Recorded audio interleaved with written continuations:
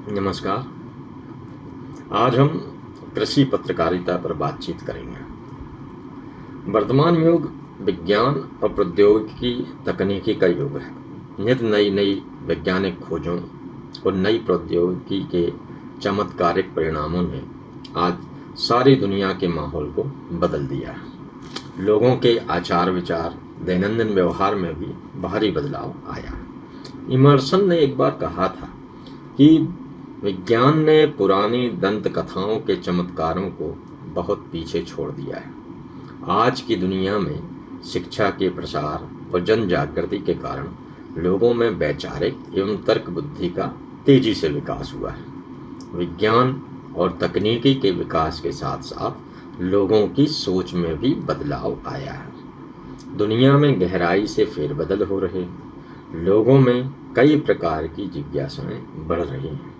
इसी का परिणाम है कि कुछ वर्षों तक उपेक्षित कृषि के विकास हेतु नई रणनीति अपनाई गई। फलस्वरूप कृषि उत्पादन में वृद्धि, कृषि को लाभकारी उद्योग में स्थापित करना, कृषि के क्षेत्र में व्याप्त डर एवं असमानताओं को दूर करना, कृषक को अपने संसाधनों से युक्त बनाने के लिए सरकारी गैर सरकारी सूचना तंत्र का आगे आना, साथ ही कृषि विज्ञान से जुड़े वैज्ञानिकों ने इस ओर भी प्रयास किया कि कृषक पर्यावरण को असंतुलित न करते हुए अपने कृषि उत्पादन को बढ़ाए। परंपरागत साधनों को उन्नत बनाने पर भी जोर दिया गया। व्यापक भूमि सुधार के साथ उपभोक्ता और किसान के बीच की दूरी को कम किया गया, जिससे किसानों को उनकी फसल का अच्छा दाम मिले।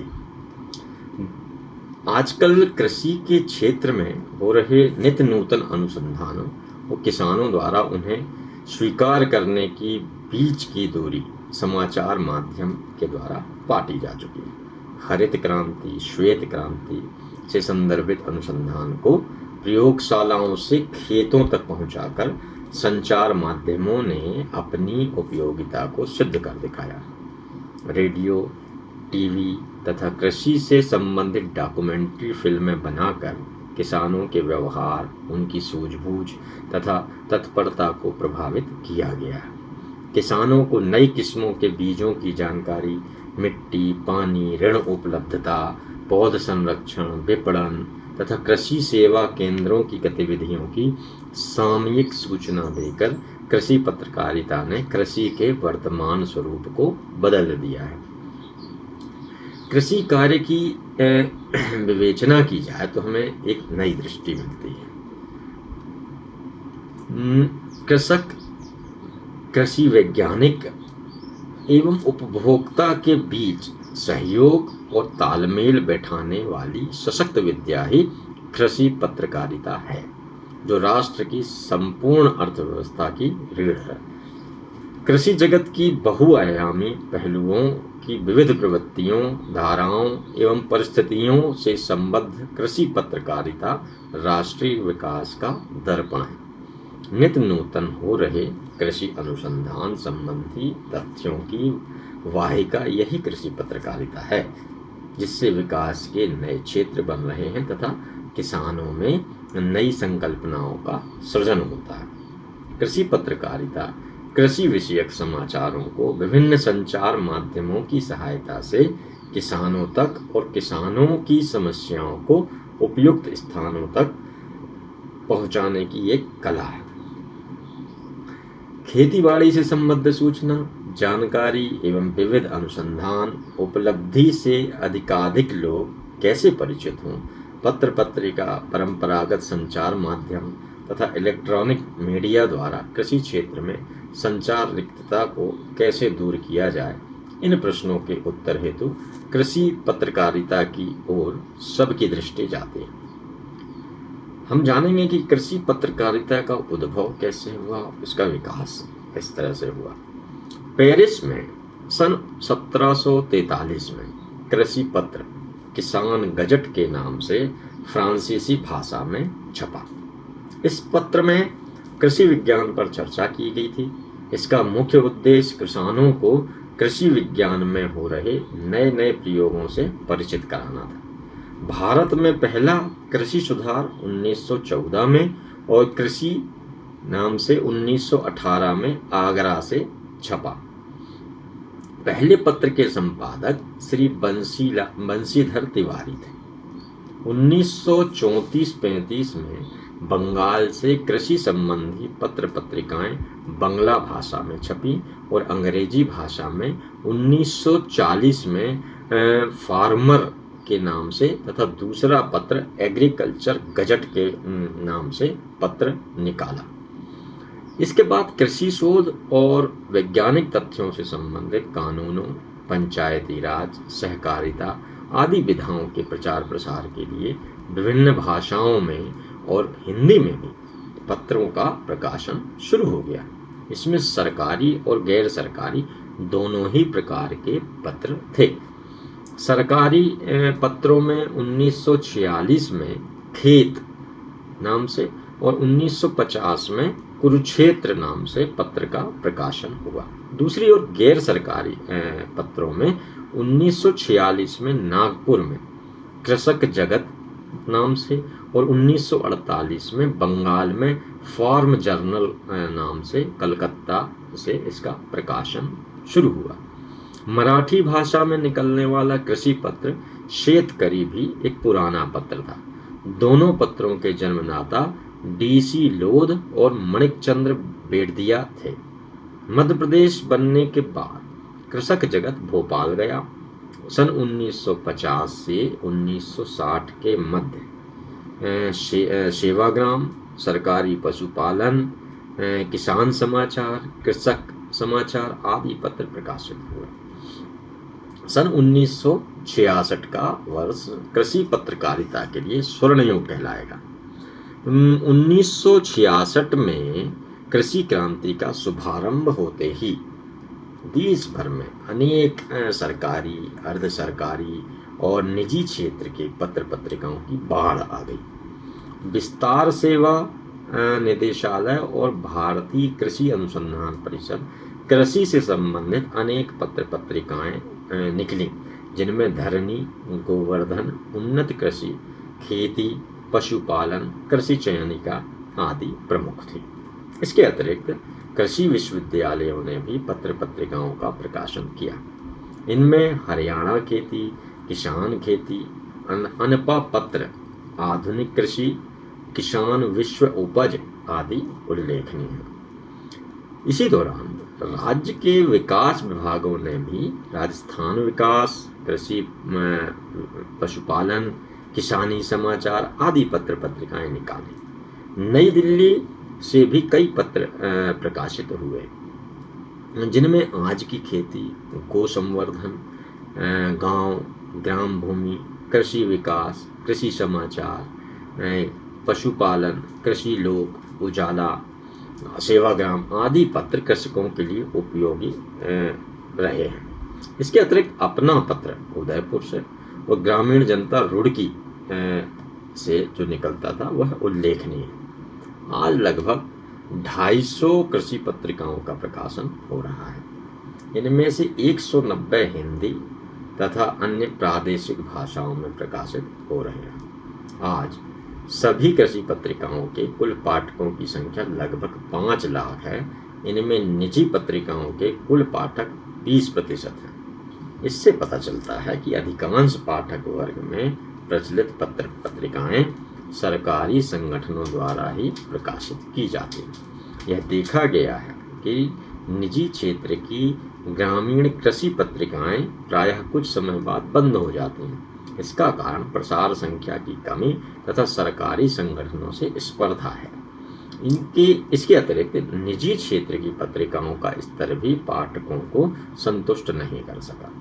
अमूमन यह देखने में आता है कि कृषि पत्रकारिता में ऐसे प्रशिक्षित लेखकों की कमी है जो सरल और सुबोध ढंग से लिखें, जिन्हें ग्रामीण पाठकों को पढ़ने में आसानी हो तथा पाठकों को प्रभावपूर्ण शैली में नई जानकारी दी जाए। दूसरी ओर सरकारी कृषि पत्रिकाएं, जिन्हें ना तो विज्ञापन की चिंता है, न उनके प्रसार बढ़ाने एवं घटने का दबाव, इनके पास निजी कृषि पत्रों की अपेक्षा ज़्यादा अच्छे लेखक सुलभ हैं जो अच्छी पाठक सामग्री देने में सक्षम है। इसलिए इनके पाठकों की संख्या ठीक ठाक है।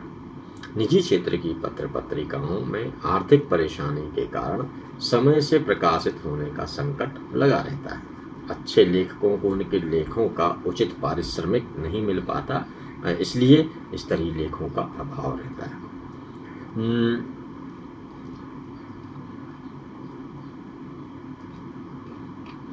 कृषि ये हम जानेंगे कि ग्रामीण जीवन एवं कृषि पत्रकारिता।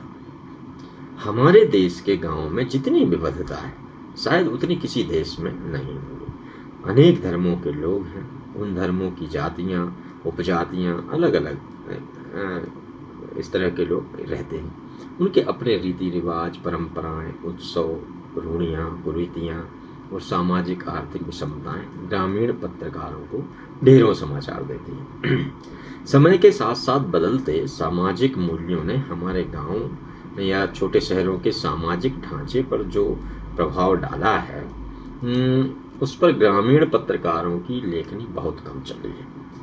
शायद इसकी एक वजह यह भी है कि उन घटनाओं, आयोजनों, परंपराओं के बीच जाने वाले पत्रकार समाचार की दृष्टि से उनका पर्याप्त आकलन नहीं कर पाते। जो इक्का दुक्का पत्रकार इन घटनाओं का महत्व समझते हैं, वे जानबूझकर उन विषयों पर कलम चलाने की कोशिश नहीं करते, जबकि पत्रकारों को चाहिए कि गांव की रीति रिवाजों, कुरीतियों, रूढ़िवादी घटनाओं को सामाजिक बुराई के रूप में देखें और दूर करने का प्रयत्न करें। दहेज प्रथा, छुआछूत, बाल विवाह, नारी उत्पीड़न, विधवाओं की स्थिति आदि कुछ ऐसी ही कुछ सामाजिक बुराइयां हैं जिन्हें दूर करने के लिए ग्रामीण पत्रकारों को असरदार भूमिका अदा करनी चाहिए। पत्रकारों को यह ध्यान रखना चाहिए कि उनका रवैया एकदम नकारात्मक न हो। धार्मिक आयोजनों, खेलों और सांस्कृतिक कार्यक्रमों का भी अपना विशिष्ट महत्व होता है। इन कार्यक्रमों के माध्यम से लोग अपने संबंधों को पुख्ता करते हैं एवं उन्हें पुनर्जीवित करते हैं। पत्रकारों को इस तरह के कार्यक्रमों पर भी नजर रखनी चाहिए। समय की रफ्तार, महंगाई और बिखरते संयुक्त परिवारों के कारण उत्सवों में भी बदलाव आ रहा है। वह भी पत्रकार की कलम से नहीं बचना चाहिए, परंतु धार्मिक अनुष्ठानों या कार्यक्रमों के समाचारों में संवाददाताओं को यह ध्यान रखना चाहिए कि उनसे किसी भी धर्म के अनुयायी की भावनाओं को चोट न पहुंचे और न किसी धर्म का अपमान हो। ग्राम पंचायतों के न्याय की खबरों को भी देना चाहिए। पंचायती राज संस्थाएं हमारे सामाजिक ढांचे का महत्वपूर्ण अंग है। प्रजातंत्र की मजबूती के लिए इन संस्थाओं को मजबूत होना आवश्यक है। जब भी वे ऐसे फैसले लेते हैं जो पूरे समाज के लाभप्रद हों, उन्हें पत्रकारों को उद्घाटित करना चाहिए। गांव में अधिकतर झगड़े जमीन या चुनाव को लेकर होते हैं। ये झगड़े कई बार खूनी संघर्षों में भी बदल जाते हैं। संवाददाता को इन संघर्षों के समाचार पूरे घटनाक्रम का अध्ययन करने के बाद ही देने चाहिए। यदि आवश्यक हो तो घटना के विषय में पुलिस से जानकारी लेकर समाचार लिखें या घटना की तह तक जाएं। किसी भी पक्ष का सहयोग करने वाली रिपोर्ट समाचार पत्र में ना दें। गांव में होने वाली दुर्घटनाओं की समाचार दो तरह के होते हैं, जैसे प्राकृतिक आपदा और मानव निर्मित प्राकृतिक आपदाओं में आंधी, तूफान, बाढ़, भूकंप, सर्दी, बर्फ, ओले, सूखा, टिड्डी दल का हमला और भूस्खलन जैसी घटनाएं। इसीलिए किसी भी पत्रकार को इन घटनाओं की रिपोर्ट लिखते समय कुछ सवालों के बारे में जानकारी प्राप्त होनी चाहिए। घटना का कारण, दुर्घटना से होने वाले नुकसान के बारे में जानकारी, प्रभावित लोगों को सरकारी मदद मिली अथवा नहीं, तथा ऐसी आपदाओं, दुर्घटनाओं से बचने के लिए किए जाने वाले उपाय, इन सब बातों को ध्यान में रखकर समाचारों का संकलन किया जाना चाहिए। मानव निर्मित दुर्घटनाओं में आगजनी, वाहनों की टक्कर, नाव डूबना इत्यादि समाचार आते हैं। प्रायः इन दुर्घटनाओं में दोषी व्यक्ति को पकड़ना कठिन होता है।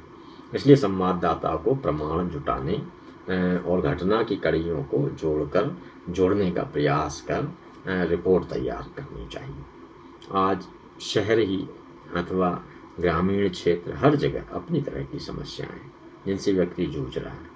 ग्रामीण पत्रकारों को भी इन कठिनाइयों से जूझना पड़ता है। इसका कुछ कारण यह है कि शहरी और ग्रामीण जीवन शैली में काफ़ी फर्क है, इसलिए शहर और गांव की समस्याओं की प्रकृति अलग अलग है। शहरों में साक्षरता का प्रतिशत अपेक्षाकृत गांवों से अधिक होता है। इसी वजह से शहरी नागरिक अपनी परेशानी से खुद ही निकलने का प्रयास करते हैं, परंतु गांव में स्थिति इससे अलग है। अशिक्षा और अज्ञान के कारण लोग परेशानियों को झेलते रहते हैं। अतः हर ग्रामीण अपनी परेशानी पत्रकारों को बताकर उठवाना चाहता है, क्योंकि सरकारी कर्मचारी इनकी बातों को सुनने के लिए तैयार नहीं रहते। ऐसा प्रायः देखा गया है कि समाचार पत्रों में क्षेत्रीय समस्याओं से संबंधित समाचार छपने के बाद इन समस्याओं से लोग निजात पा लेते हैं। उनको ऐसा लगता है कि पत्रकार हमारी समस्या को यदि छाप देंगे तो उनकी समस्याओं से उनको निजात मिलेगी। यही कारण है कि ग्रामीण नागरिकों की अपेक्षा पत्रकारों से अधिक होती है।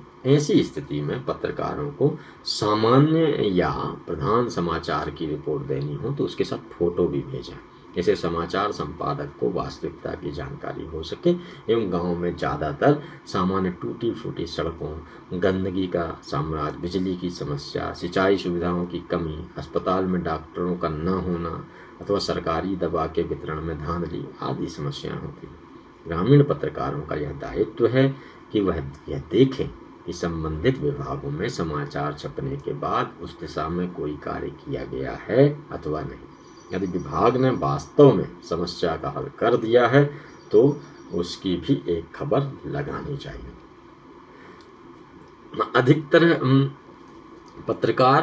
अधिकतर पत्रकार कृषि समाचारों की उपेक्षा करते हैं। ग्रामीण पत्रकारिता के लिए यह ठीक नहीं है।